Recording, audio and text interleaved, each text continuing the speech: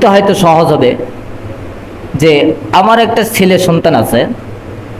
সন্তানটা খুব ছোট ছিল, 7-6 বছরের বয়স যখন, তখন মাদ্রাসায় ভর্তি করে দিলাম। মাদ্রাসায় ভর্তি করে দেওয়ার পরে আমার সন্তানটা খুব প্রস্রাব করে। মাদ্রাসায় ভর্তি করে দিলে এরকম অনেক সময় অনেক বিপদ করে হয়। 3-4টা ধাপ আসে, এই ধাপগুলোতে তারা কেটে উঠে গেলেই ইনশাল্লাহ পরবর্তীতে তারা সফল হয়।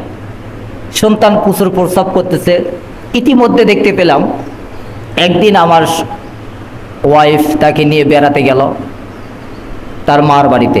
বেড়াতে গিয়ে আসার পরে আমি তাকে মাদ্রাসা ধোয়াচ্ছি, দেখতে পেলাম তার গলার ভিতরে একটা তাবিজ লেখা আছে, তাবিজ ঝোলানো আছে।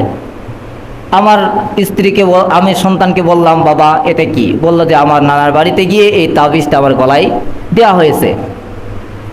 তখন দেখলাম তাবিজ দেওয়ার পরে যে বিছানায় প্রস্রাব করতো, ঘন ঘন প্রস্রাব, এটা আসলেই ভালো হয়ে গেছে, আর প্রস্রাব বিছানায় করে না।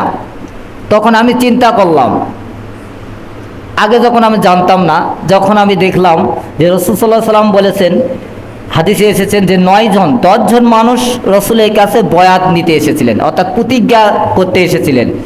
তখন আল্লাহ রসুল একজনকে বাদে সবাইকে বয়াত নিলেন। তার গলায় তাবিজ ছিল, হাতে বালা ছিল। রসুল বলল, তোমাকে আমি বয়াত দিব না। তিনি হাত থেকে বালা খুলে ফেলে দিলেন আর গলা থেকে তাবিজ ফেলে দিলেন। ওটা আমার সন্দেহ তখন থেকেই যে না, ইমানকে কুলসিত করা যাবে না। প্রয়োজনে মৃত্যু তো আল্লাহর হাতে, নাকি? মৃত্যু কি কারো হাতে আছে? কোনো ডাক্তারের হাতে আছে? না, নেই। তখন আমি সন্তানকে বললাম, দেখি তাবিজটি খোলো তো। তখন সন্তান আমার কামড় মেরে হাইকলের ভিতর থেকে তাবিজটি বার করলেন, করে দেখতে পেলাম, খোলার পরে দেখতে পেলাম সেখানে কিছু নকশা লেখা আছে, কিছু আয়াতের যে নকশা পাওয়া যায়, এই নকশাগুলো উপর থেকে ওই সংখ্যা, আরবিতে সংখ্যা লেখা হয়েছে। এই সংখ্যাগুলো আমি তখন তাকে বললাম যে ফেলে দাও, গলা থেকে ফেলে দেওয়া হলো। পরের দিন থেকে আমার সন্তান প্রচুর প্রস্রাব করতে শুরু করলো, আরো বেশি হয়ে গেল, বৃদ্ধি পেল। তাহলে কি আমি ওই তাবিজি দিব?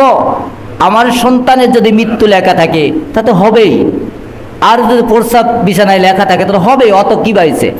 দেখলাম পরিশেষে আমি কুদ্দুস ডাক্তারের কাছে গেলাম কালাই, কিছুদিন ঔষধ খেলালাম, আস্তে আস্তে করে ইনশাআল্লাহ এখন সম্পূর্ণরূপে ভালো। আমি যদি ওই সন্তানকে ওই তাবিজের হালতে রাখতাম, হয়তোবা আমি দেখেছি আমার জীবনে প্র্যাকটিস, যারা ছোট থেকে তাবিজ বলতে এবং বিভিন্ন উজির নজিরের কাছে যায়, এরা মরা পর্যন্ত ওদের কাছে যেতেই হয়।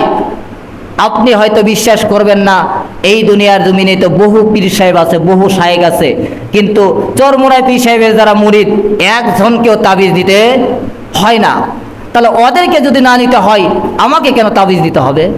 আমি আল্লাহর উপর তাওয়াক্কুল করব, তাওয়াক্কুল্লাহ, আল্লাহর উপর তাওয়াক্কুল করব। হাসবিহি, আল্লাহ তাআলা বলে তোমার জন্য আমি যথেষ্ট।